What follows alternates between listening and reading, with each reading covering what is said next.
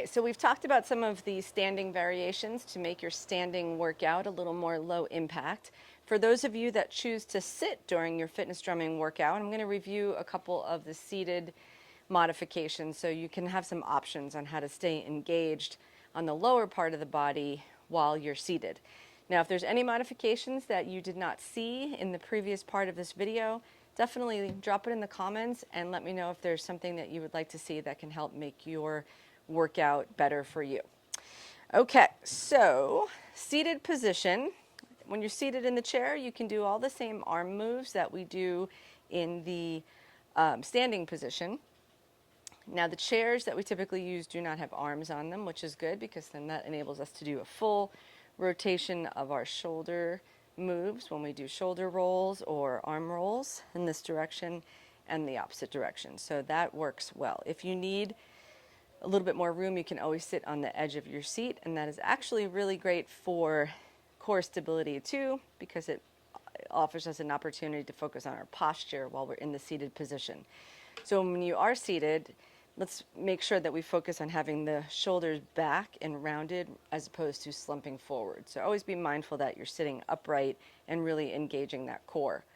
So if we do a foot move, for example, a step touch or a grapevine move, where obviously if you're in a seated position, your feet aren't, you're not going to be able to do that exact move. So I'm going to show you a couple of variations on that, and then I'm also going to show you some variations on the knees.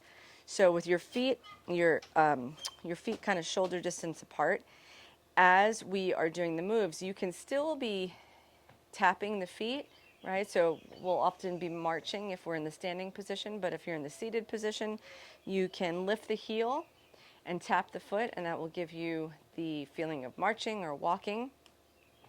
If we do a knee raise, you can simply lift the foot off the ground. It doesn't have to be a great distance in order to really feel that in the hip flexor and the quad, the thigh of your leg. So just a slight little lift there. So if we're doing a knee lift, you can do it this way. And another option is to, if that doesn't feel right in your body, you can always do a kick out. So kicking the heel out instead of bringing the knee up. So kick and in instead of up and down. Now for when we're doing a step touch move, a good variation of that is to just go out and in. So if we did a 4-beat step touch, 1, 2, 3, 4, and then the other side, 1, 2, 3, 4. That way you're staying with the rhythm of the music and you're getting a little extra mobility in your footwork. As far as the grapevine goes, we can do a point the toe and then point it to the side. So we're 1, 2, 3, 4.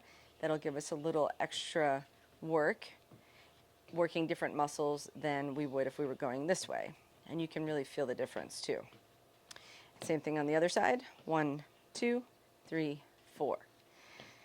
So other things that we can do if we're doing a jumping move, and obviously if you're in the seated position, you're not going to be doing a high impact jump, but it can be fun to try to get both of the feet off the ground at the same time.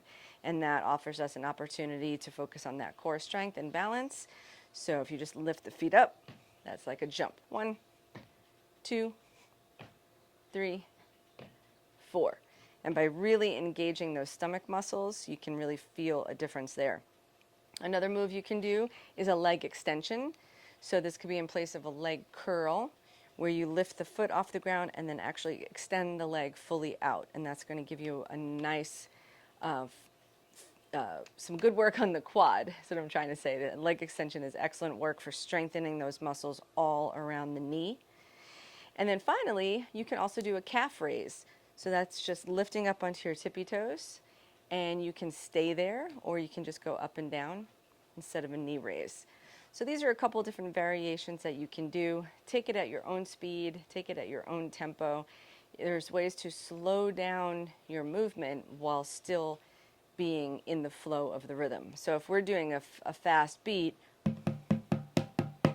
you can just cut yours in half. 1, 2, so I'll play it together.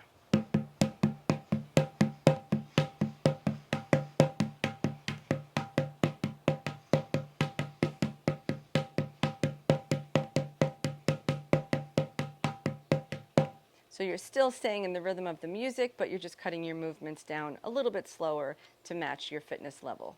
So if you have any other questions about modifications, please do leave us a comment and let me know, and we'll be happy to answer those questions for you.